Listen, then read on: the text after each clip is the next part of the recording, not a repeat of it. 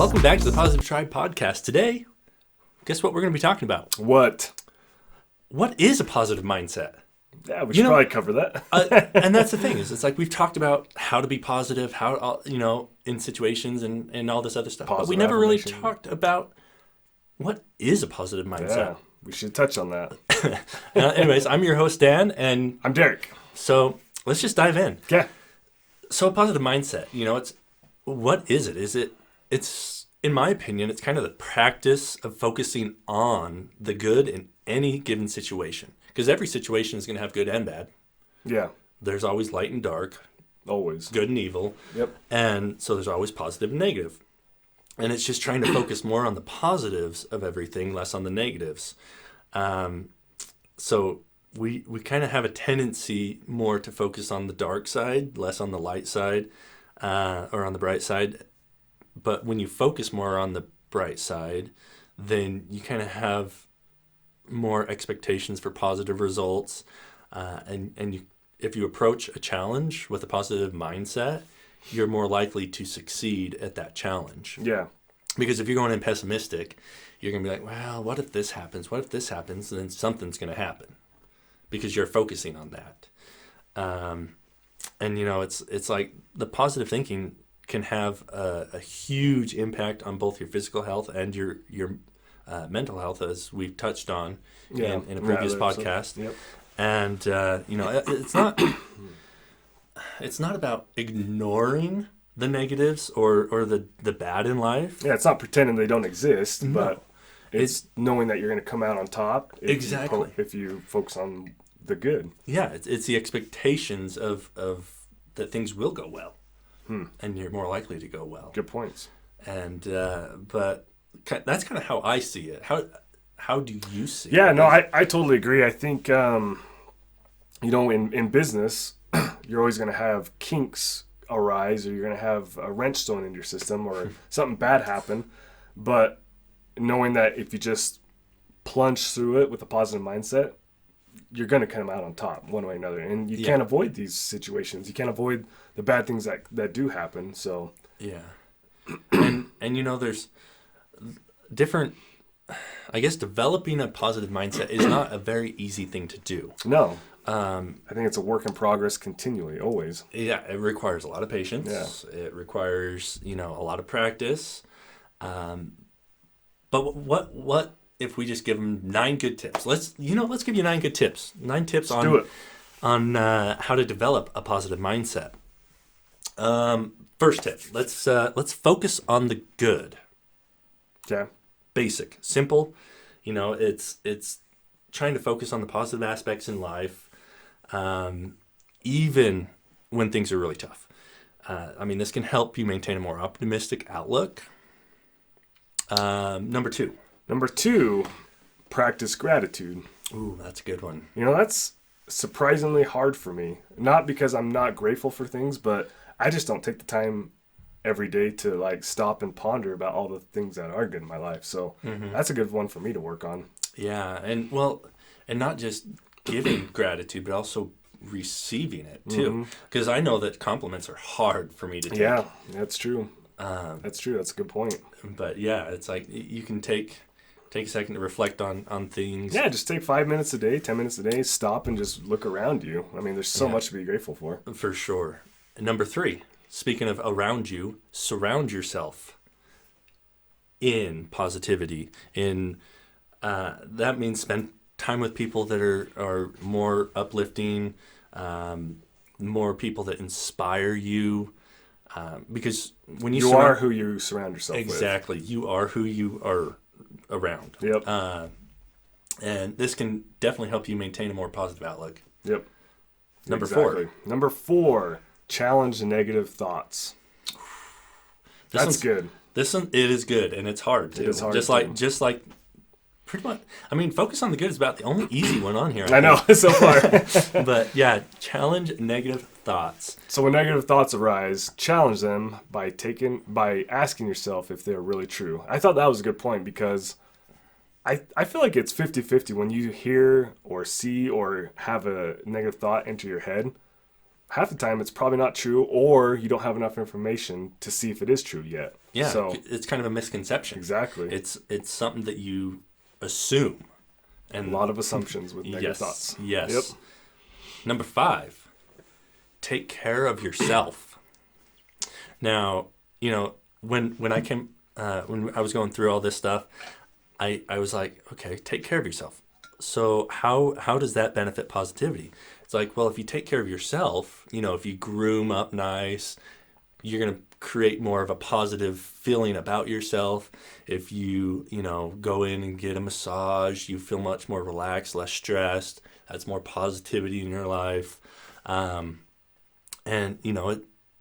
just doing things that you enjoy doing.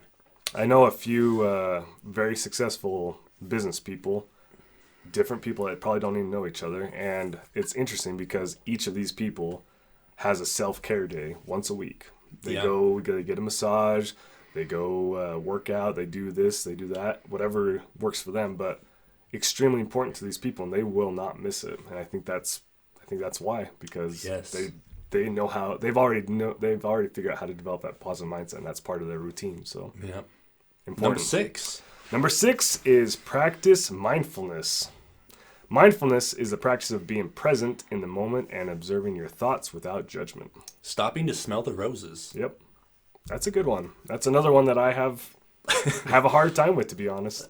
Okay, so just as a heads up, a lot of this stuff that we talk about is stuff that we currently are going through as well. Oh, yeah, definitely. I said, it's something that is going to be continuous learning for me. Yeah, and well, the thing is it's like we've gone through these experiences on some of these things, and so we have some background to talk about it and things, but as we're going through it, we're also telling what we are able to overcome and kind of how we've done that. And this practicing mindfulness is a perfect representation of that, because we're like, if you think about what's going on in your current situation, you can actually overcome it a lot easier by breaking it down and finding out what the issues are and just tackling them one at a time. Yeah, like we talked about in another episode, it's easy to get in the same routine of your life, your work, everything, and to forget about these things that you should be focusing on to develop that positive mindset. Yeah.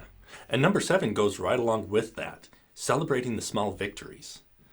All those little, I guess, accomplishments that you have. Yeah, it's like you've overcome this. Congratulate yourself. Yeah. I'm not saying be happy for yourself. Yeah, be happy. I'm not saying you for every little thing go out and spend a $500 night dinner or something like that. Unless you have the money and you want to. Yeah, unless you want to. But I'm just saying, just be happy. Just celebrate the small victories, and then when the big victories come, it won't seem as big of an issue I shouldn't say an issue. It's not going to be as big of a hurdle to get to that victory. Right.